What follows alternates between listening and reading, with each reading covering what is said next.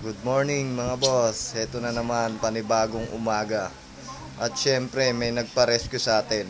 Hilux nga pala yung gagawin. At syempre kasama natin si Bornok aka Patrick Munoz. At yun na nga, inikutan ko ang sasakyan. Sinipat-sipat, tinignan kung anong problema.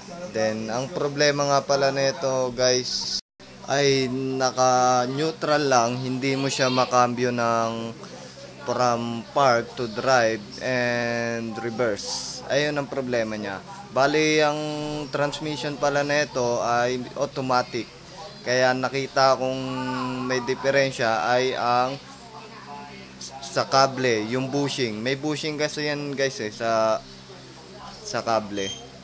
Yun ang bumitaw sa cambio para mag-reverse to drive, then park to neutral. Ito, papakita ko sa mga hindi nga pala nakakalam. Ito ang ano niya, ang sira. Yan, naka-neutral lang siya. Yan guys, kung mapapansin nyo, na-stuck lang siya sa neutral. Then kinakambyo ko, ayaw tumugma dun sa pagkambyo ko, yung ilaw na yan. Sa neutral, syempre. Sa mga makakaengkwentro nga ng ganitong trouble, yan, sa matic lang nangyayari yan. Panoorin natin yung ginawa ko dyan. Para magsilbing aral din. At kahit onting kaalaman, may matutunan po kayo. At syempre, babaklasin mo muna yung cover ng sa may cambio.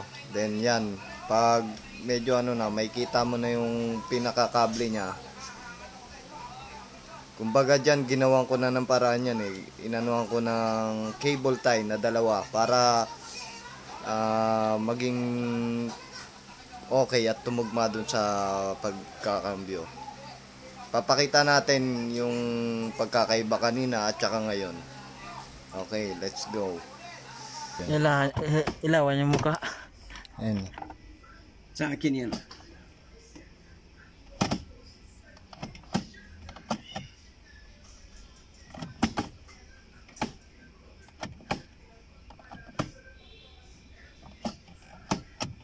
At syempre, yung ginawa natin is pansamantagal. Sa mga makaka-enkwentro ng ganito trouble, alam na ang gagawin. Kahit wala kayong pyesa, basta may dalawang cable tie lang kayong dala. Yun. So yun, hanggang dito na lang tayo.